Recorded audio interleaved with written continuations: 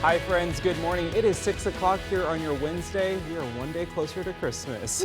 I'm Tim Pham. And I'm Channing Curtis. The countdown is on. Meteorologist Thomas Patrick is joining us, though, to tell us about this kind of warm Wednesday morning. It really is. It's pretty nice out. 37 degrees, my goodness. Yes, it is very much mild. And by the way, the countdown's been on since like August, let's face it. Because I can remember when you both teased me about the Christmas talk and you threw up the full screen and it said 101 days to Christmas. Counting down since we were in triple digits. Yeah.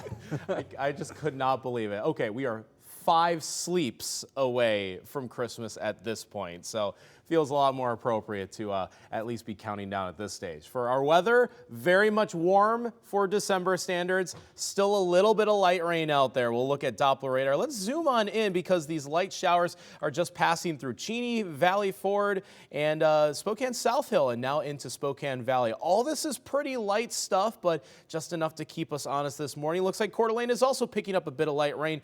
Pink would mean a rain-snow mix, so I wouldn't be surprised if a snowflake tries to sneak in. But with our temperatures well above freezing, this is definitely looking like a slight rainy event this morning.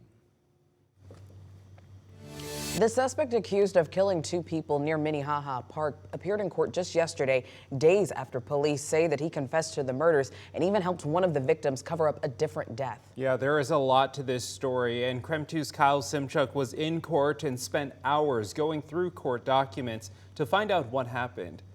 Mr. Kenny, did you understand the rights that I just read to you? Yes, I did. This is 25-year-old Brandon Kenny, the main suspect in the murder of 2 people December 8th near Minnehaha Park. 37-year-old Colton Russell shot 6 times. His passenger, 23-year-old Kiara Morgan Weiland, stabbed 51 times. Her father speaking with KREM 2 earlier this week. For a whole week, we were afraid that nobody would come to justice. Police arrested Kenny on Saturday, 2 days after serving a high-risk search warrant at this home near the double murder scene. According to court documents, Kenny admitted to the murders and something else. Detectives say the 2 victims, Weiland and Russell, were also suspects in the disappearance of 49-year-old Janelle Martinson. She was reported missing earlier this month, and police found her body last Thursday along South Madison Road in Valley Forge. Police say they found blood on the carpet and walls of Russell's Spokane Valley home. According to court documents, Kenny said he helped Russell dump the body and told investigators he decided to kill Russell days later when Russell expressed fear that Kenny would talk to police about the missing woman. Kenny said he threw the pistol and the pocket knife he used into the Spokane River, according to court documents. The 25-year-old is charged with 2 counts of first-degree murder. Today, District Court Judge Jennifer Fossbender kept bond at $1 million. In Spokane, Kyle Simchuk, KREM 2 News. It is 6:04. Let's take a look at your morning rush. More news in less time. Google has agreed to pay $700 million to states and consumers to settle an antitrust lawsuit, and you may be eligible for a slice of the pie. If you made purchases through the app between August of 2019 and September of 2023, you are eligible for at least $2, potentially more depending on the amount spent. Automatic payments will be made directly to your PayPal or Venmo account that is linked to the Play Store. New for you this morning, Governor Inslee's office has announced his Chief of Staff, Jamila Thomas, will be stepping down in February. Thomas is leaving for a role at a credit union. She has served as Inslee's Chief of Staff since November of 2020. The governor's office hopes to announce a new Chief of Staff once the 2024 legislative session gets underway. The flight attendants union representing Alaska Airlines flight attendants says it will vote to authorize a strike. This comes as hundreds of flight attendants picketed at airports around the country yesterday, including at SeaTac. The union says it's been negotiating for a new contract for months with higher wages and better benefits. A vote to authorize the strike is scheduled for January. That means flight attendants could walk off the job in early February. Well, over in Moses Lake, some bus drivers are the driving force behind Christmas cheer. Every year in Moses Lake, the Transportation Department organizes a tree of sharing. It's filled with the Christmas wishes of students in the school district who may need a little something extra at Christmas time. Moses Lake School District employees donated more than 100 gifts this year, which were delivered to every school by the transportation team. Their goal is to make sure every child has something special to enjoy during the holidays. And that is a look at your morning rush.